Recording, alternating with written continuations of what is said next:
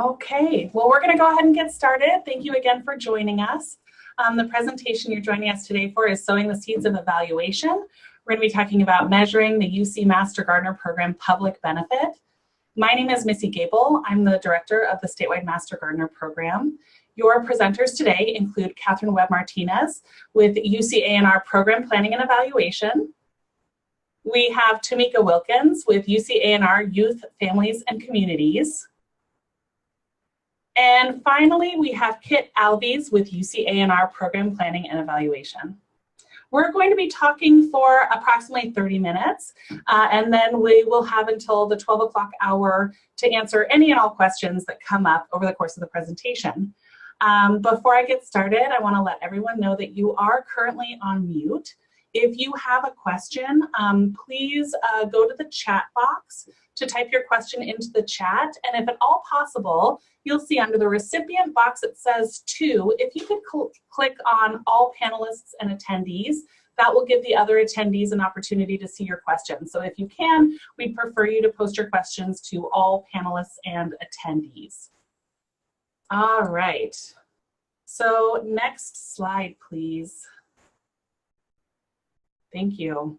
So our desired outcomes for today, we want to give everyone an understanding of the process that we went to, the design process, our pilot, year one findings, and then also our lessons learned for a statewide evaluation of behavior change that results from the Master Gardener Program. We're also going to be talking about, and we hope that you understand the feasibility of creating a process like this for an A&R program. We are going to be sharing examples of how behavior change outcomes can be communicated in relation to A&R condition changes, and we hope maybe you'll be able to see yourself or your project in some of those examples.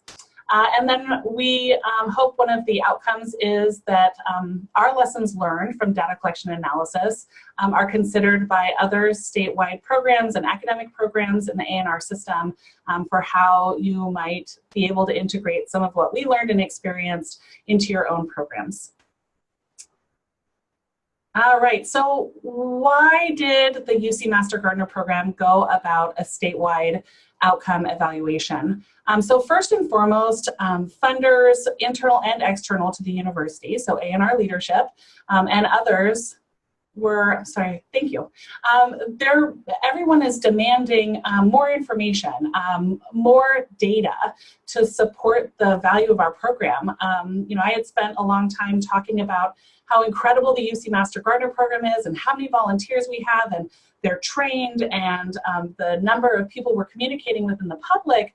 But when it comes down to it, the funders, all of our supporters, were asking questions like, well, how much water did you save? And how much turf grass did you remove? So very, very specific data points is what people were looking for. So we needed a way to capture that beyond just the feel-good stories about the Master Gardener Program. This was also a charge from senior leadership that we capture this information so that we could better communicate our value. And the time was right for us. We had been working since before I got to UC A&R and since I had gotten here on improving programmatic consistency statewide. We were in a very good place to create and integrate a new activity like outcome evaluation for the program. We had been in the process and have since launched a more comprehensive monitoring system with our volunteer management system software, which does help with the collection of data and information and communication within the Master Gardener Program. We developed consistent messaging and marketing about the program, which goes such a long way in terms of brand recognition and people understanding that this statewide program is part of a large collective, that we are statewide, we're not local. Just in a couple of counties. We're in 52 counties, and so the consistent messaging and the marketing, the general brand awareness was, or had finally gotten to a place that we thought the timing was right to start asking people to give us more feedback. And then we also, at a national level with the Master Gardener Program, some of us had started talking about the need to better articulate our value. And so we did see this as an opportunity to feed into a national evaluation protocol for the Master Gardener program. So kind of the stars aligned, and we made the time, and thankfully Program Planning and Evaluation also made the time to get started on this process with us.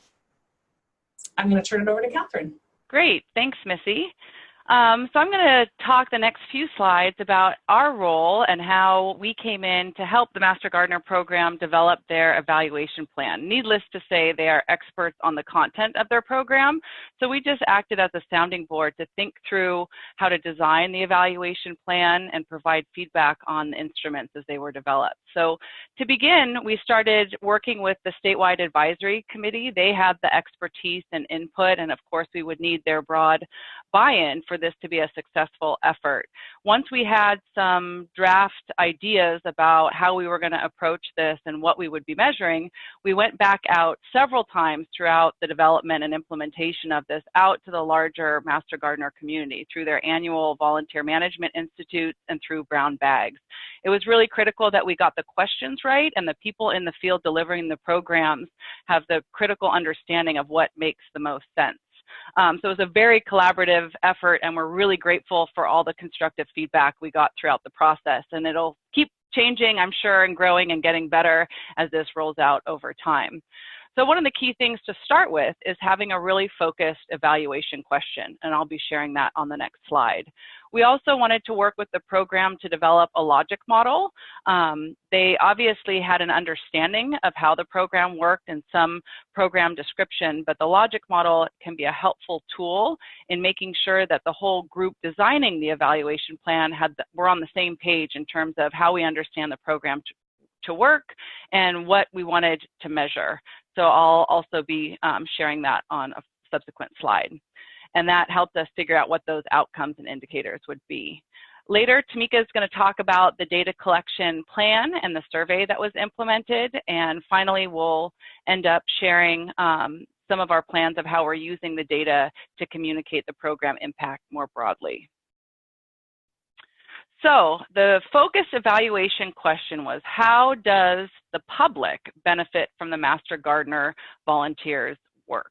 There had been a number of studies on the benefit to the volunteers, and that's obviously very important to the program, that they have quality education as well. But the focus for this particular evaluation effort was on the public's benefit from all the important work that the volunteers do. We did want to hear from you, the audience on this webinar. What is your evaluation question that you're thinking about? If you could put it into the chat. Is there a main evaluation question you have?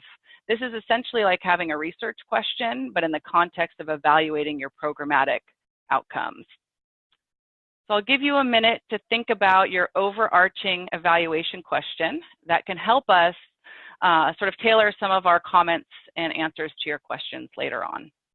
And Kit's going to be monitoring the chat for us. We'll see if and what anything comes in.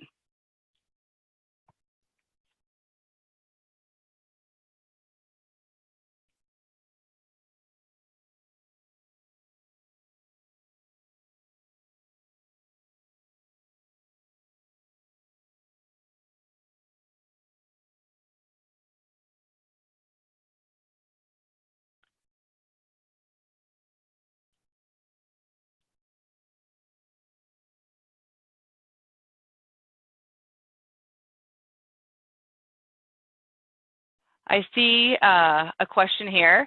What community citizen science projects and opportunities are there within the UC and UC A&R?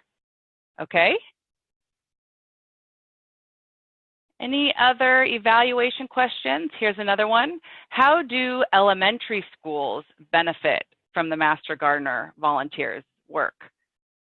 So you will see some findings through this effort that I think start to answer that question. So perhaps this data you can use. It is available at the county level thanks to all of Tamika's hard work. It's aggregated at the statewide level as well as provided back to the counties. So Margarita, please let us know if there's data relative to the school garden questions that we have that would be helpful to you. All right, I think in the interest of time, I'll move on. But again, really what's key to start with is a very focused evaluation question, because the Master Gardener program and many of ANR programs are really complex and broad. And there's a lot of interesting things to measure. You could measure how the program's being implemented.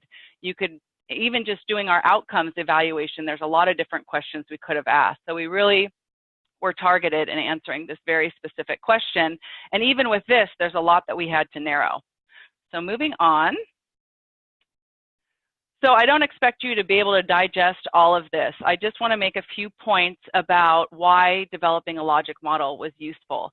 So this is a simple tool, and it's not required, but it's a simple tool that many programs use and often grant funders require to be able to visually illustrate what you're expecting your program to do. Sort of the program description, or sometimes called the program theory, what you expect to be happening as a result of your program.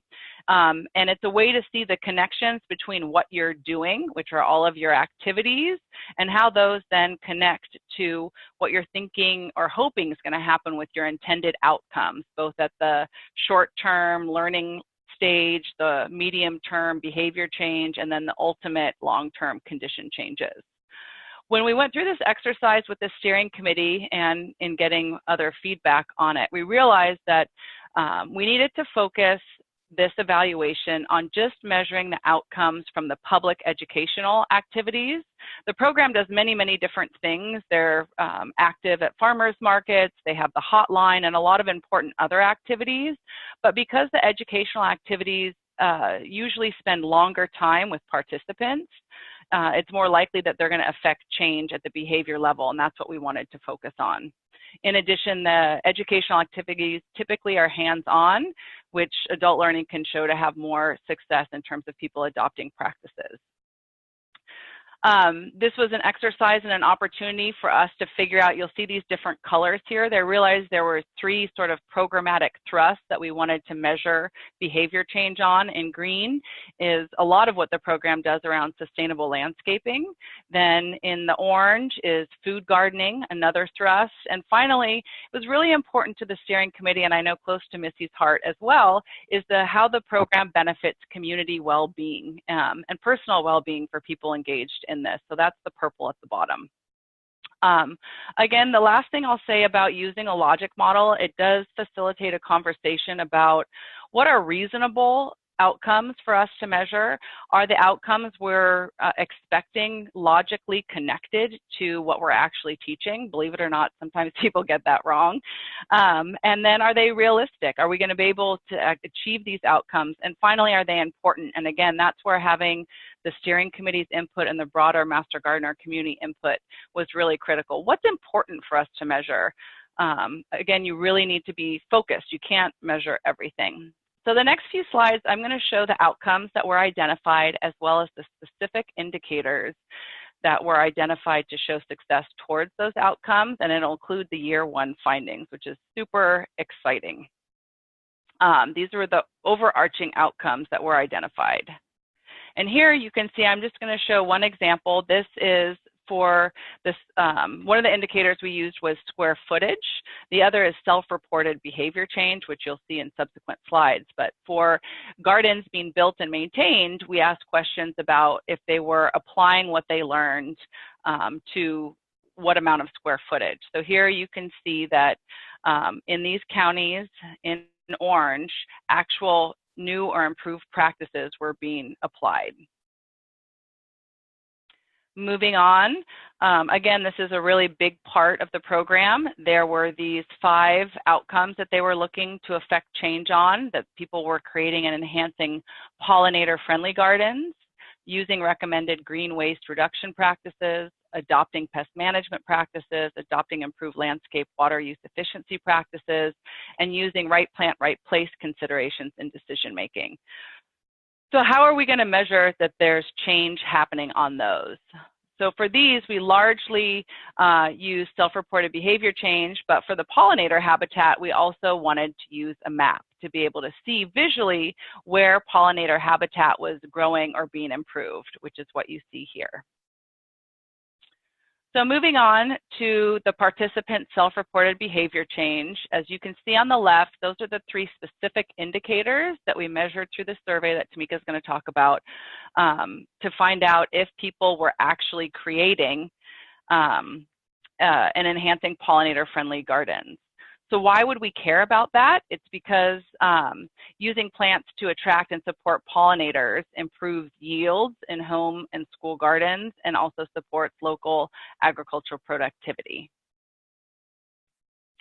Here are the indicators for reducing adopting green waste reduction practices.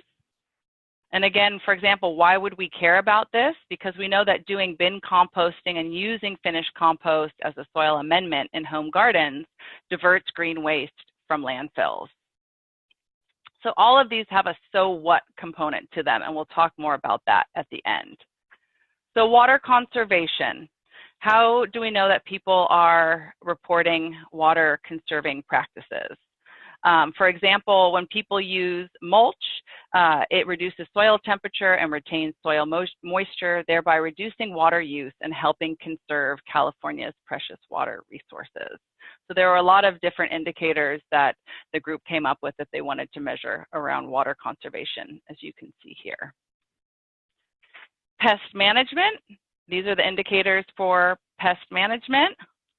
And again, for example, why would we care about this? Why does this contribute to longer term changes? It's because removing or not introducing invasive plants slows the spread of invasive diseases and pests and protects natural and managed ecosystems. Right plant, right place. This was one for me, at least, even as an avid gardener, I wasn't quite as aware of what the so what answer to this was. And if people plant their plants in the right place, there's less plant fatality and less green waste. All right, so moving on to the other big focal area for the program is food gardening. And for this area, the outcome identified was they wanted to know if people were growing food more successfully. That sounds great, but what does that mean? We had to figure out what to measure. So again, this one has a map of where people were doing new or improved practices. It's quite broad, as you can see here. And here are some of the indicators, or here are the indicators that the group identified. I'll let you read those. And again, the data that you're seeing here is the percentage of people that adopted new or improved their practices. So all about what positive changes are happening as a result of the Master Gardener's work. So lastly, the third bucket, last but not least, is community well-being. And the program wanted to know if they were making any positive changes to improving the quality of life for the people participating in the work being done by the Master Gardeners. So how do you measure that? Well, we talked a lot about existing research, and Missy really helped us all understand this. And we came up with the indicator, are members of the public spending more time gardening or outdoors, which research has shown does contribute to a better sense of well-being and quality of life. And I'll share an impact story on that later. All right, so with that, I'm done sharing with you our overall outcome evaluation approach, the identified outcomes and indicators, and Tamika is going to explain how we collected all that amazing data. So hello, everyone. As Catherine mentioned, I'm going to talk to you about the evaluation process itself. So in regards to the survey, we use a follow-up survey. So this is a survey that's given to participants 3 months after participating in an eligible public education event. And one of the reasons that we've decided to go with 3 months is so that we can actually see whether or not participants are changing their gardening practices, so changing their behaviors. So some of the questions we've gotten in the past has been, why isn't the survey given immediately following the session that people have attended? But if we do it that way, there's not enough time to go to pass for people to actually have, gathered materials that they may need to make changes, or to think to process the information that they receive from the event. So 3 months, we can actually kind of think about, well, have they started doing this? So that's really important when you're thinking about the evaluation. Are you thinking about behavior change, or are you thinking about just do they want to do it? But we can actually see whether or not they have actually started doing it. And so we decided to collect data via survey. So there are other research methods that you could use in order to collect data. But one of the reasons that we used the survey method was because it's more feasible for the program. So as the evaluation coordinator for the UC Master Gardener program, I work part-time with them, so 30%. And so therefore, when thinking about the evaluation, it's important to think about capacity. And so other methods may take a little more time to analyze the data, while a survey, you can gather more data from more people because Master Gardeners are in many of the counties throughout California. And so that's the goal of our evaluation, is to collect it statewide. So that's something to consider in thinking about who you're trying to reach. And survey is a known method to be able to reach a larger group of people in a more feasible manner. All right, Catherine, if you want to go to the next slide. And so also it's important to think about the roles and responsibilities. When thinking about the evaluation, who's going to be doing what? And so one of the main things that we wanted to think about in our process was what role should the volunteers have? We also thought about the coordinators, and then we also thought about here at the statewide office, what would be our role? And it's important to think about responsibilities that they already have. So this is something that was new for the Master Gardener program. So we didn't want to put all of the burden on the counties to do most of this process. So as a result, what we came up with was we know that the volunteers are our first line of communication with potential participants to participate in the survey. So since they're interacting with the potential participants, we decided on the sign-in forms. Many of them already have sign-in forms anyway. So what we do is we collect their names and the emails from participants. Again, this is voluntary. They don't have to include their name or email if they choose not to. They can still participate in the event. But once those names and emails are collected, the volunteers, or sometimes the coordinators, depending on how it works in the county, they'll submit a template that includes this information. So they provide that to me here at the statewide office, and then I'll distribute the survey using Qualtrics, an online survey tool, 3 months after their attendance. So I keep track of all of that information. The template that they provide me includes the date of the event, the name of the event. So it includes all of the information that I need to do what I do in terms of analyzing the data. And so on a quarterly basis, I compile the data and analyze it. So I'll take all of the data out of Qualtrics, I analyze that data, and what's really good about this evaluation process is that on a quarterly basis, counties receive a report. So basically it shows the number of events that's taking place, the number of participants who participated in the survey, and it shows their results. So one thing that we were able to do at the end of year one, since this is a cumulative report, each county who's currently participating in the evaluation process received a report that included all of their information from year one. So they were able to see how many events, how many events that I received a template for. They're able to see how their program is doing in terms of thinking about the different topics that Catherine has already mentioned that's included on the survey, like Right Plant, Right Place, food gardening, green waste, pest management, pollinators, and spending more time gardening. And then currently here at the statewide office, we're also working on developing an annual report. So we're in the process of working on that now, and that report will include year one data findings, which will, further show how the UC Master Gardener program as a whole, as a state, is impacting California. And then we'll continue to revise annual impact statements. So that's being worked on now as well. So we're able to use numbers to show our impact. Earlier, Misty mentioned the idea of the stories that we have. Well, now we are able to support those stories through numbers. Catherine, next slide, please. And so currently, we have about 60% of counties who have begun the evaluation process. So they've sent templates to me with names and information for people who participated in the event.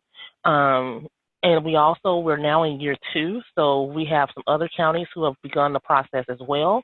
And ideally, we would like to have about 100% all counties participating by the end of year 2. And so as you can see in the first year, many of the counties have already come on board. We conducted a training, gave them the resources. We also have a resource page that they can access that's very useful and helpful. In year 1, we had about 1,500 survey participants across the state based on these counties who were participating, and that gave us about a 36% response rate. So that's really good too in terms of looking at the literature. When you're doing a large survey, 20% is kind of like a rule of kind of like a measure. So we are at 36%, which is really good. It's also important when thinking about the data that we're collecting. One thing we want to do, and we again provide the quarterly reports to counties, is we want them to be able to use this information to tell their local story. So one thing that we found out from them is that they're using this data to share with partners, donors, the county board of supervisors. They also share the data, the findings with the volunteers. So this is really important in particular because it really helps volunteers to see and understand how the work that they're doing, as volunteers, is making a difference in their communities. That's why many people choose to become volunteers with programs. They want to know that they're making a difference. So this really does show that the work they're doing is valuable and is really important. Also, they can use the data to create and distribute public value statements. So this is something that's being worked on at the ANR level, and so they'll be able to input the numbers into these statements for their local counties. And then they can repurpose the public value statements into social media pieces, blogs, newsletter articles, newspaper articles, etc., which can really get the message out about the Master Gardener program and the work that we're doing. It can also be used to think about partnering with different agencies that may be in your county, and also funding opportunities. Recently, we learned from Maggie Reeder. She's in Fresno, Madera, and their Master Gardener program. She presented her findings at a county board of directors meeting. And so basically she showed that they have a demonstration garden which offers 35 on-site workshops to 700 local residents in attendance. And as a result of these workshops, this is data that she was able to pull from what she received from us. 65% of survey respondents started or improved monitoring for insects, weeds, or diseases. 60% reported selecting lower water use plants, and 90% reported spending more time gardening or outdoors. So it's really, again, we're able to connect impact to the programs and to the services being provided by the program. Because before, you may have some qualitative stories like, I really enjoyed the workshop, I learned a lot, but now we can actually think about, well, to what extent are we really affecting these communities? So in Fresno, Madera, here's that data. And we also have some stories that we've heard from some other counties, again, that they're really happy about this process and really, really glad to see that it's in the works. Great, thanks, Tamika. I'm going to share how not only is this data really useful to show how we're making a difference locally, so useful to the local programs and advisors and volunteers working there, but also useful to our organization. Many of you, I hope, are aware of the recent effort that a lot of program academics went through to develop the UC-ANR public value statement and the respective condition changes. So that actually came about while after we had started this effort, and so the advisory committee had drafted impact stories as a way to help us figure out what we wanted to measure, what stories did we want to tell. But then by the end of the process, we had the ANR condition changes. So we're in the process right now of sort of tailoring the drafts that we had to more specifically articulate connections to the condition changes that ANR as an organization wants to affect change on. So this is just one example, but there's an ANR condition change about improving community health and wellness. I'm not going to read this all to you. You can skim it yourself, but there's a couple things that I wanted to point out. Maybe I'll add one more thing here. If you can see where my cursor is moving, Missy mentioned earlier part of the time being right was that they had the new volunteer management system. So they were able to pull out actual output activity type numbers that belong in the what you have done. And then really the focus of this evaluation effort was on outcomes. So this is where we get those really great outcome numbers. And in this case, behavior outcome changes, which is really fabulous. So you can see here that the data from year one was that the Master Gardeners working with the public helped build and sustain a total of almost 70 acres of garden green space in the cities. And we are citing some existing literature about why that matters. And there's national evidence showing that living near greenery may help you live longer. Again, this is coming back to that goal of affecting change around improving community well-being. And then it goes on to explain and include the behavior change data point. Again, this is statewide data that 71% of participants reported spending more time gardening and outdoors. Why should we care about that? Well, again, there's other research that shows that flowers, for example, is this research, but plants in general, I think, have an immediate impact on happiness and long-term positive effect on mood and contribute to more intimate connections between individuals. So through these impact stories, we're able to include activity numbers that I shared up here, the actual outcome data here, and link to existing research to make the safe inference about how the Master Gardener program is contributing to improved community health and well-being. Missy? All right, so what are our lessons learned? At the beginning of this, I think this was a pretty daunting undertaking for all of us to think about how to capture real data about the impact of the Master Gardener program, which is primarily delivered through volunteers. Lessons learned, this is possible, it can be done. You've just seen a 30-minute presentation that really encompasses about 18 months to 2 years worth of work. This was absolutely a group effort and needs to be a group effort to understand the impact of a big new project like this, something that you're going to integrate into the day-to-day of your program. So it was important to have it be a group effort with folks who represent the entire community, volunteers, coordinators, academics, county directors, and more. So it was great to have input during the planning phase. That pilot that we did was really critical for us. We had 5 incredible counties participate in the pilot and give honest and true feedback about what was working and what was not working, what made sense and what didn't. That was really important. Taking the time to incorporate their feedback to refine the process really helped to make it significantly better. I think a lesson learned is that it was critical in our situation to have FTE at the statewide office.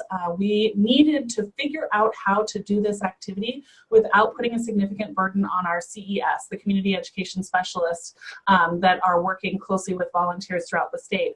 We have the best CES in the system, in my opinion, and there are also have massive workloads. So how do we integrate this without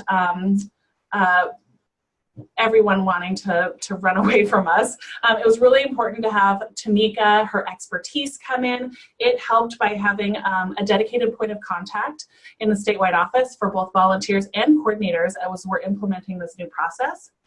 It helped with process integrity and also certainly data management. As you can imagine, there's a lot of data coming through, and having someone with Tamika's expertise who's dedicated to this has been really critical to the success of it.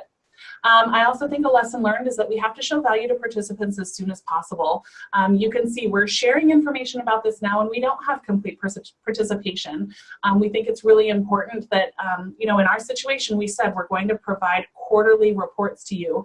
In some cases, the first quarterly reports that Tamika sent out had very, very little data in them, but it was important to show people so that they had trust in the process and the agreements that we had in place, that they were going to get value out of this. So regardless of where you are, when you have a deliverable like a quarterly report, the lesson learned is absolutely to send it out, irregardless of whether or not you have 2 data points or 200.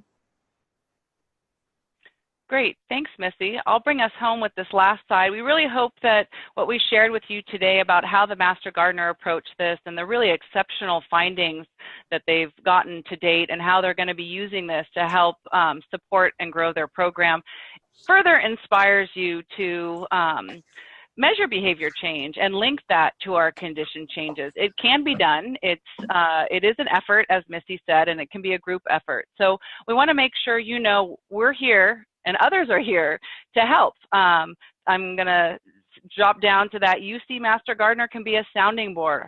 Missy and Tamika and Melissa was a key player, the advisory committee, the coordinators. People are here to talk about what's working, what's not working, how it might apply to you locally in your programming. I'll also say that our Office of Program Planning and Evaluation, I want to give a special shout out to Kit. She's not presenting today, but she has been a really critical part of this whole process. She's a survey whiz, data viz whiz, and really an exceptional resource to everybody across the network around providing feedback on your approach to evaluation, feedback on actual evaluation tools and instruments. We're always happy to help with that. We also work with statewide programs to do things like this with the Master Gardener program. So we're happy to talk to statewide program directors as well. Again, there's a lot of great evaluators across the network. There's definitely evaluation champions, and we're thrilled to have our one and only so far evaluation specialist at Davis, Vikram Kundinya. So he's another fabulous resource. And then really, you know, it takes a village, and we think some of the data that's been collected through the Master Gardener program could be really useful to other programs. Missy's explained how integrated Master Gardener is with the IPM program, and Andrew Sutherland is on the advisory committee, and there was lots of interaction throughout. So some of this data can be already leveraged by other programs. Or you can work with other programs to help you collect this. So again, it only works, I think, if you are able to get some collaborative effort on this. So I think with that, I will turn it over to see what sort of questions we have. And Kit's going to help us monitor the chat. Any questions or comments?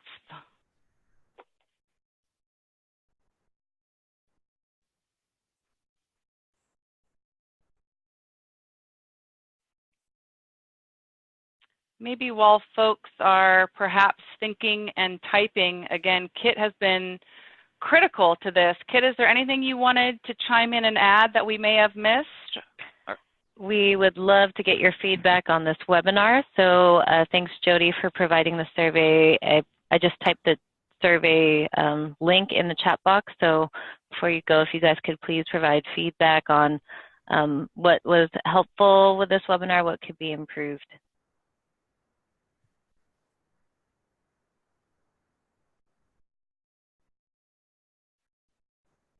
Thank you so much, Hans, for your comment. Hans just wrote, no question, but he, thank you, gave us a nod that it's a very impressive project.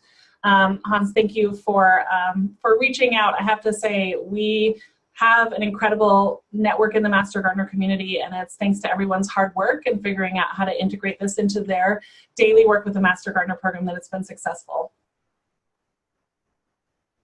So we have a question, was the survey done for this evaluation done in addition to any surveys that MG has established already? So this was one of the questions that was brought up also with the Master Gardener Statewide Advisory Committee.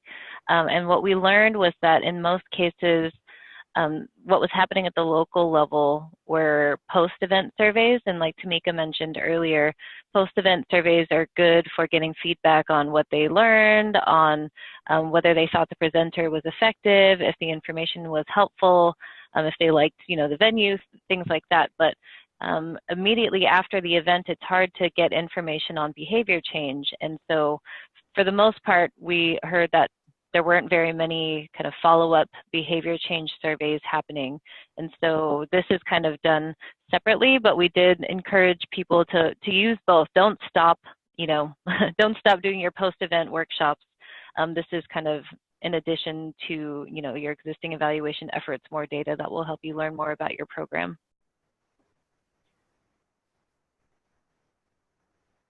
Good question. I wonder if there are others coming in. So another question is, in our local programs, we have a loyal following.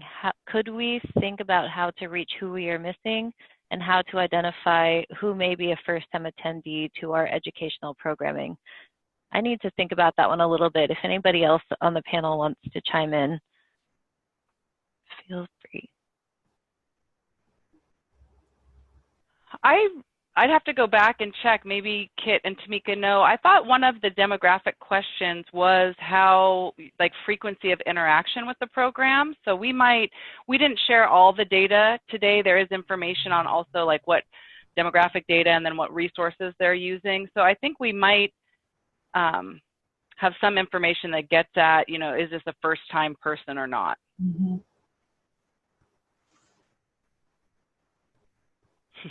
In terms of who is missing, we don't, I'm trying to think of, we do have their contact information, so we could potentially send, I think we do, right, to make us send follow-up reminders if they don't answer the first time? Okay.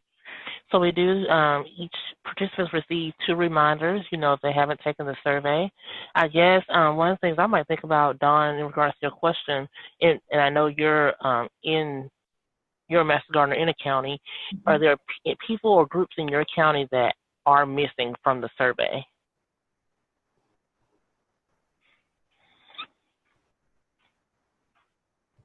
And of course, this is an online survey, so one of the things to think about too, you know, is something that we did consider, is the idea that if you don't have an email address or if you don't have access to the internet for some reason, then you aren't able to participate in the survey, because we don't do a pen and paper method. So that is something we did consider. So I think I'll go to the next question. How are you avoiding survey fatigue from your students and participants? So there really isn't a way to minimize survey fatigue. I think everybody gets a lot of surveys, but what we talked about with the statewide advisory committee is to really try to communicate the value. You know, we know it's another survey, but by participating in this survey, you're going to help us tell Master Gardeners' impact. You're going to help us tell our supporters, potential funders, and stakeholders, you know, the Master Gardener story. And I might, go ahead, Tamika. And I was going to say, one of the things is, too, in regards to the survey, there's different topics that we focus on, but one of the things we've asked the volunteers to do in terms of filling out the template is only mark those topics that were actually covered in their workshop, because then participants only receive that portion of the survey. So not every participant received all of the items, only the items in regards to the topic that was included on the template, and then they do receive the demographic items as well. And I might also add, we were very, I think, strict and deliberate about just including really key focused questions on the indicators. It's quite common to end up adding a lot of questions to a survey, things that would be interesting, but we had to sort of discipline each other to say, oh, that'd be cool to know, but we really wanted it short and sweet to help with that survey fatigue.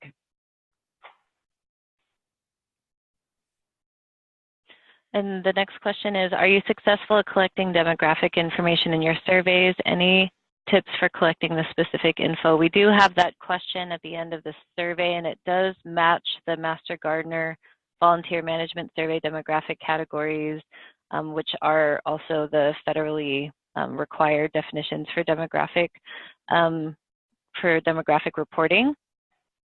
And so as far as any tips for collecting this info, I don't know, Sarah, if you're with the Master Gardener program, but it's basically the same demographic categories in the VMS. And if you shoot me an email, I can also send you kind of a sample form that one can use or turn into survey questions.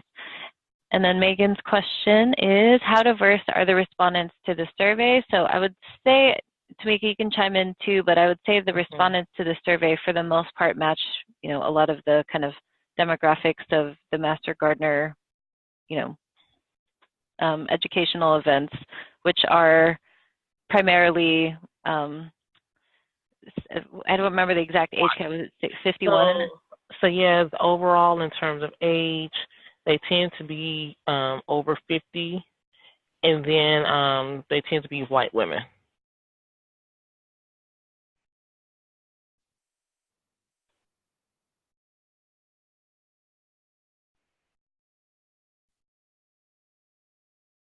I might just add, while we're seeing if we get other questions, that I think we've really sort of driven home how this data can be used to build support for the program through partnerships and funders and reach more people, et cetera.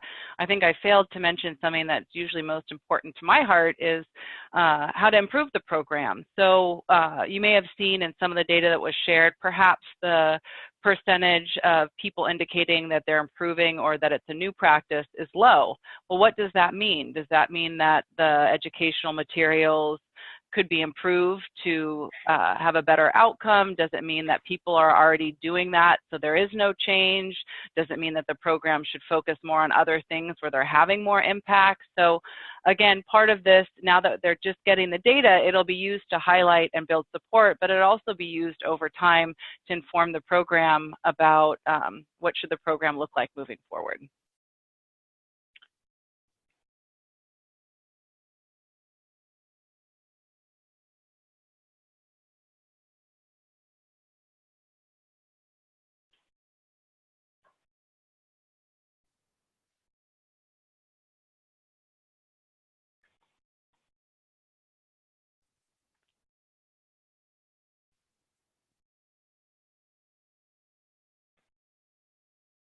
I realized in the resource slide that we shared, I didn't have a link, Tamika, to a page where people can find more information. I believe there is a web page as part of the Master Gardener selection of web pages where some of this information is posted. Is that correct? Yes. So yes, so there's a resource page that coordinators as well as volunteers can access. So in terms of the sign-in forms, the different webinars that we presented, the training, elevator speeches when talking to participants about the survey and this process. So yeah, there is a resource page. It's sort of an internal looking page. So if other folks were interested in any of that information, you could contact any of us directly and we could share that. I would add too, we have a lot of internal resources around this, but we don't intend for the data that we're getting to be internal. We have been really encouraging people to share their quarterly reports with their volunteers so that they can really see the impact of the work that they're doing reflected in that report. So although, again, most of our material is internal, we are hoping that people are putting this in their Master Gardener newsletters for their volunteers, again, sharing with their county boards of supervisors and any potential funders that they have in their county. Another question is, we have a lot of potential areas that could use help with analyzing some of our evaluation data. How can the team at UC A&R help us? The first thing that comes to my mind is we have a measuring outcomes training that we deliver, and there's a part of that at the end of the training where we talk about analysis. Catherine, Missy, Tamika, can you guys think of anything else? I can chime in and say that the newish CE specialist, evaluation specialist, Vikram, he's going to be doing 2 data analysis workshops. I don't yet know the dates, but they should be coming up within this next year, one on quantitative analysis and one on qualitative analysis. So that might be an opportunity. We don't have capacity to actually do the analysis for anyone.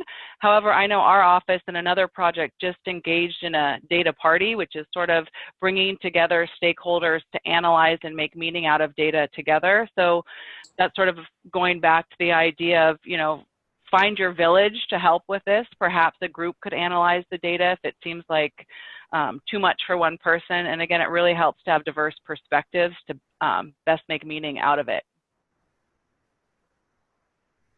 I would add too, I certainly understand the issue with capacity to do data analysis. That's why it was really important for us to have FTE in the statewide office who was able to help and support that effort so that we could follow through on all the commitments that we had made.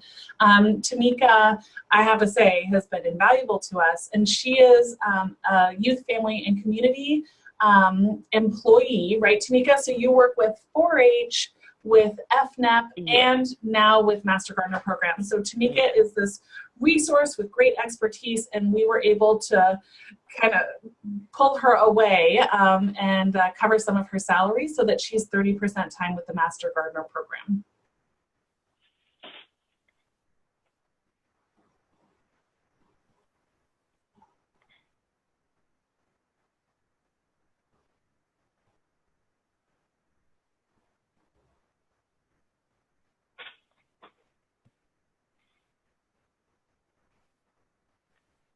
We can stay on for a few more minutes if we're, something else came in.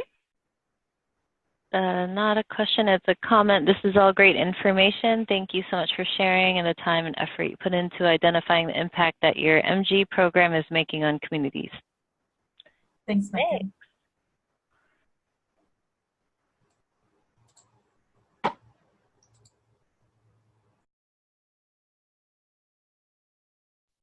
I'm not sure if you remembered to mention it, but also part of this collaborative effort and part of the village was the Informatics and Geographic Information Systems statewide program, IGIS, with ANR. I took a lot of the data that Tamika shared, I transformed it, cleaned it up, and handed it over to IGIS. And on an annual basis, I believe, they're going to be updating these online interactive maps in addition to the PDFs that were kind of shown to you on the screen. But yeah, there is actually a link to an online interactive map where you can kind of click on your county and see all of the square footage collected with the different survey questions, or you can kind of look at the statewide level. So pretty cool stuff.